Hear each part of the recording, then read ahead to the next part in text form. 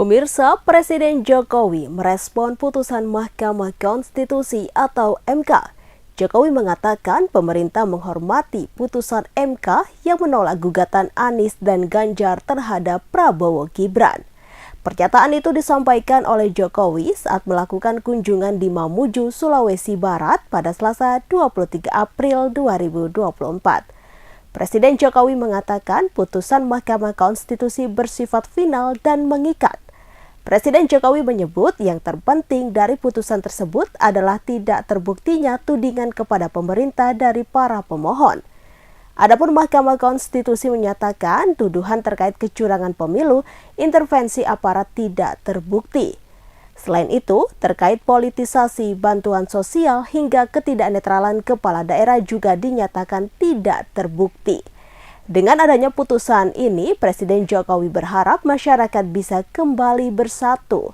Karena tantangan yang akan dihadapi bangsa ke depan tidak mudah di tengah kondisi geopolitik yang tak menentu.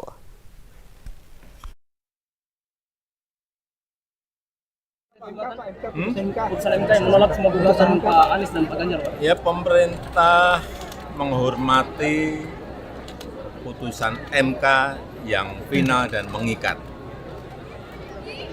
Dan pertimbangan hukum dari putusan MK yang juga menyatakan bahwa tuduhan-tuduhan kepada pemerintah seperti kecurangan, intervensi aparat, kemudian apalagi politisasi bansos, kemudian mobilisasi aparat, ketidaknetralan kepala daerah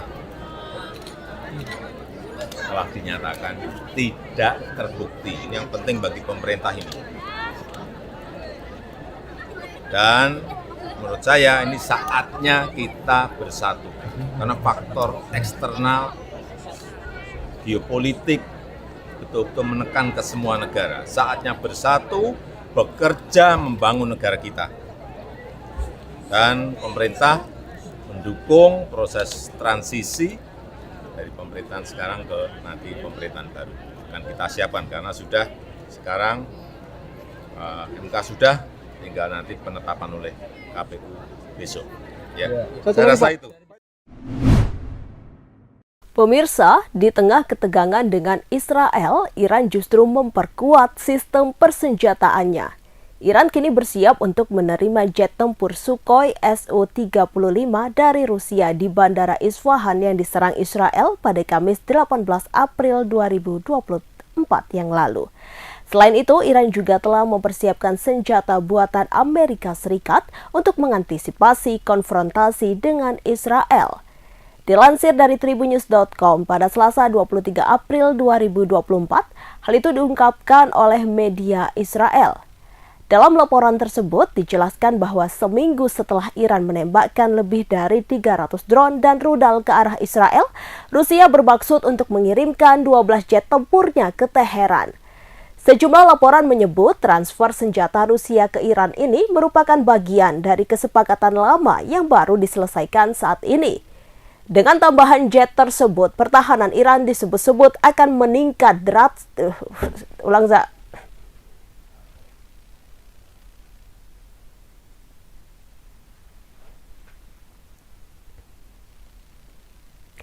Pemirsa, di tengah ketegangan dengan Israel, Iran justru memperkuat sistem persenjataannya. Iran kini bersiap untuk menerima jet tempur Sukhoi Su-35 dari Rusia di Bandara Isfahan yang diserang Israel pada Kamis 18 April 2024 yang lalu. Selain itu, Iran juga telah mempersiapkan senjata buatan Amerika Serikat untuk mengantisipasi konfrontasi dengan Israel. Dilansir dari tribunnews.com pada Selasa 23 April 2024, hal itu diungkapkan oleh media Israel. Dalam laporan tersebut dijelaskan bahwa seminggu setelah Iran menembakkan lebih dari 300 drone dan rudal ke arah Israel, Rusia bermaksud untuk mengirimkan 12 jet tempurnya ke Teheran. Sejumlah laporan menyebut transfer senjata Rusia ke Iran ini merupakan bagian dari kesepakatan lama yang baru diselesaikan saat ini. Dengan tambahan jet tersebut, pertahanan Iran disebut-sebut akan meningkat secara drastis. Selain jet tempur dari Rusia, sejumlah senjata Iran pun diduga membuat Israel ketar-ketir. Di antaranya Sukhoi yang berasal dari era Soviet, serta beberapa pesawat Tiongkok termasuk F-7. Termasuk pula jet tempur buatan Amerika Serikat yang kini menjadi sekutu Israel seperti jet tempur F-4 dan F-5. Bos intelijen pasukan pertahanan Israel atau IDF, Majen Aharon Halifa mundur dari jabatannya pada Senin 22 April 2024. Sebelum mundur, ia mengaku frustasi dan dihantui rasa bersalah karena pecahnya perang Israel dengan Hamas. Ia bahkan sempat menyinggung rasa malu. Dilansir dari tribunnews.com pada Selasa 23 April 2024, hal itu disampaikan langsung oleh Halifa. Ketua Umum Partai Nasdem Surya Paloh mengatakan hak angket DPR Republik Indonesia untuk menyelidiki dugaan kecurangan pada pemilu 2024 sudah tidak up to date lagi. Pernyataan itu disampaikan Surya Paloh seusai Mahkamah Konstitusi menolak gugatan Anies Muhaimin dan Ganjar Mahfud terkait sengketa Pilpres 2024. Yakni saat jumpa pers di Nasdem Tower pada Senin 22 April 2024 sore. Menurut Surya Paloh, seiring berjalannya waktu, hak angket sudah jauh dari harapan bersama. Meski demikian, ia menekankan bahwa hal ini bukan berarti Nasdem akan menghalangi perjuangan untuk mewujudkan hak angket.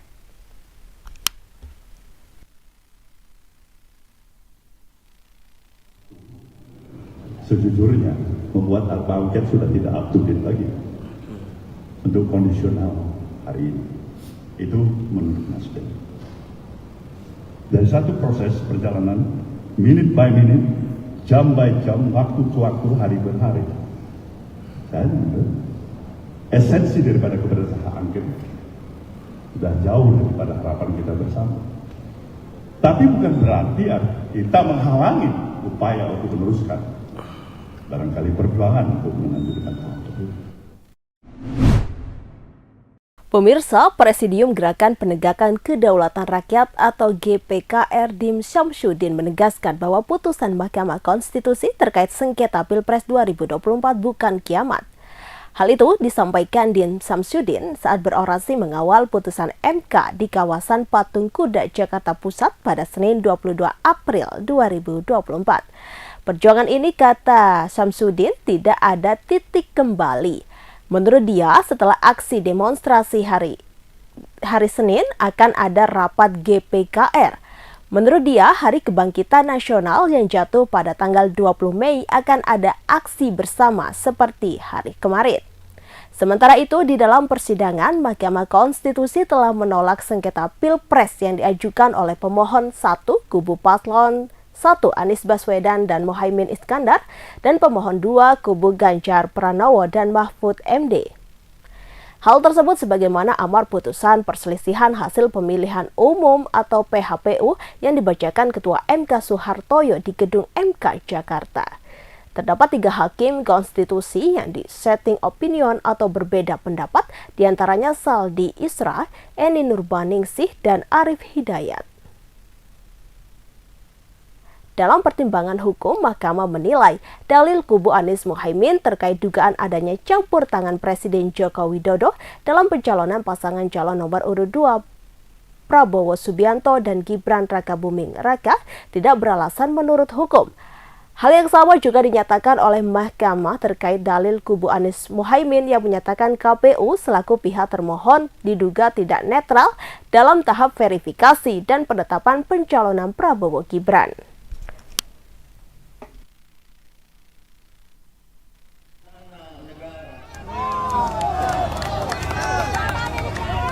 Ini usul saya, 20 Mei kita siapkan sebesar-besarnya, baru kita kepung Istana Negara. Kalau sekarang mengepung Mahkamah Konstitusi sudah selesai mereka baca. Kita hanya mengelus dada, na'udzubillahi min dzalik, inna lillahi wa inna.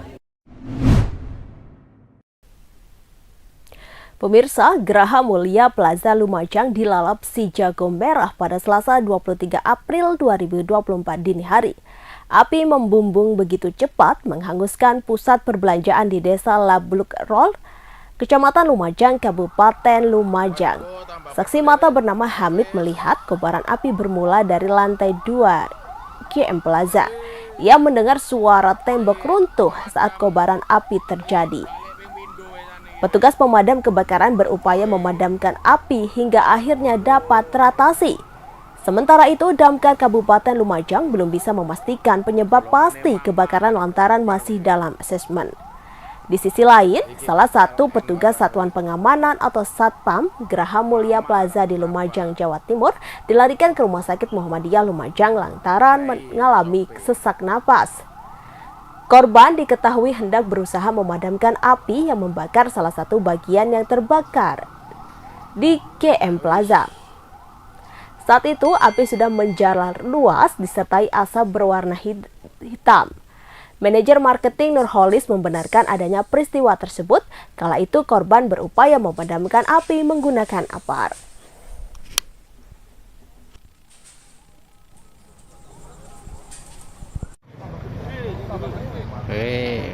Api merambat, terus merambat, terbakar ini, mulai barak, bolo, habis hari ini game labru ini tidak diatasi, tambah kobong.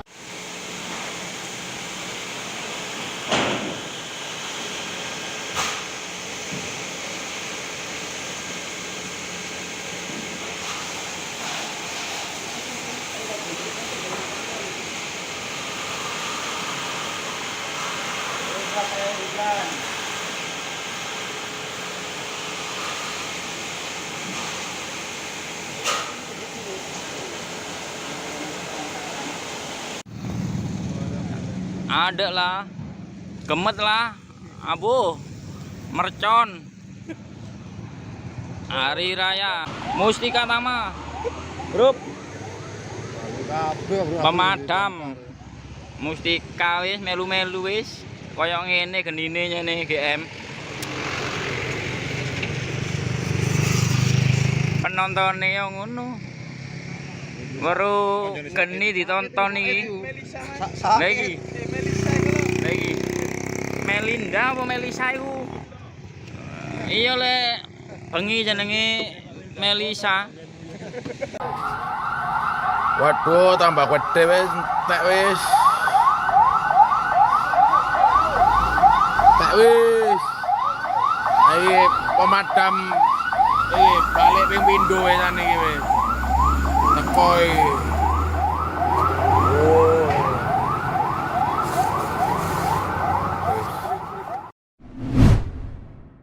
Pemirsa, sejumlah sopir dan kernet bus di Terminal Purboyo, Kota Madiun tiba-tiba menghentikan aktivitas kerjanya Selasa pagi 23 April 2024. Mereka melihat sesosok jasad pria tua terbujur kaku di atas beca. Sontak saja masyarakat sekitar langsung melaporkan kejadian tersebut. Tibanya di lokasi, tim Inafis Polres Madiun Kota bersama SPKT Polsek setempat langsung melakukan olah tempat kejadian perkara dan mengidentifikasi jenazah. Beberapa petugas mengatur arus lalu lintas agar tidak terjadi kepadatan. Dari informasi yang didapat, diketahui identitas korban bernama Subono, 67 tahun, warga Tawangrejo, Kecamatan Kartoharjo, Kota Madiun. Polisi juga menemukan barang bukti berupa uang tunai sebesar 182.000 KTP dan SIM. Saksi mata Surya mengatakan sebelumnya korban menghantar beberapa penumpang yang akan pergi keluar kota dengan mengendarai bus sekitar jam 07.00 waktu Indonesia Barat. Beberapa jam kemudian, ada tukang jamu yang merasa curiga karena korban menunjukkan tanda-tanda tidak biasa. Polisi sudah menghubungi keluarga korban untuk dimintai keterangan.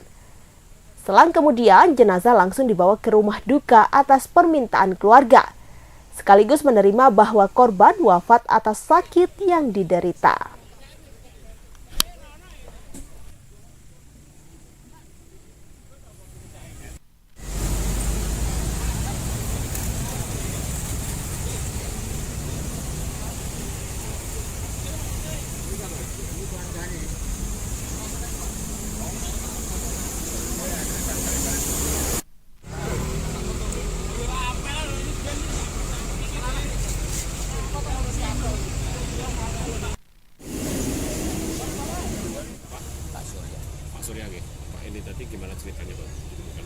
jadi kan terus ada penumpang. Habis itu ditanya sama bang jamu, katanya kok dingin terus balik lagi ke beca, ngelonjol kakinya itu terus mbaknya itu balik lagi kok udah nggak ada, udah nggak sih kalau mau. Jadi posisinya di atas becak tadi? Iya, di atas becak. Kalau sebelumnya ada keluhan? Nah, ini nggak ada. Nggak ada ya? Berarti sebelumnya masih beraktivitas di?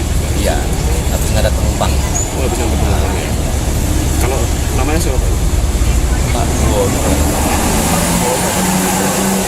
Pak Buwono. Oh, Pak Buwono. Warga? Belum. Kalau ini tadi sudah dievakuasi? Sudah. Tadi yang lapor siapa? Tadi warga laporan warga. Nah, memang ini Pak Buwono ini memang kesehariannya mantau di sini? Enggak. Berarti baru hari ini? Ya, kebetulan hari ini. Belasan orang menggeruduk rumah penyanyi Via Valen terkait persoalan yang diduga karena gadai motor. Penasihat hukum Aliansi Arek Sidoarjo, Pramada Pratama Putra mengatakan sebab Adit anggota Aliansi Arek Sidoarjo mengaku dirugikan oleh adik Via Valen. Ketika itu, Adit menggadaikan sepeda motornya Honda Vario 2021 ke RF dengan nilai 3 juta rupiah pada Sabtu 13 Maret 2024 lalu. Dia berjanji akan melunasinya dalam tempo 2 bulan. Kemudian, Adit memiliki uang tersebut dan berniat membayar ke RF setelah 2 minggu berlalu. Akan tetapi, adik Via Valen dinilai terus berbelit serta mengaku tidak menyimpan kendaraan itu. Pramada mengungkapkan RF beberapa waktu terakhir bahkan sudah tidak bisa dihubungi. Akhirnya, sejumlah anggota Aliansi Arek Sidoarjo lainnya memutuskan mendatangi rumah Via Valen dengan harapan kakaknya bisa membantu menyelesaikan perkara tersebut. Pramada menjelaskan pihaknya memberikan batas waktu 3 kali 24 jam kepada RF untuk memenuhi kewajibannya. Dia pun mengancam akan menempuh jalur hukum jika tidak ada respon. Download Tribun X sekarang, menghadirkan lokal menjadi Indonesia.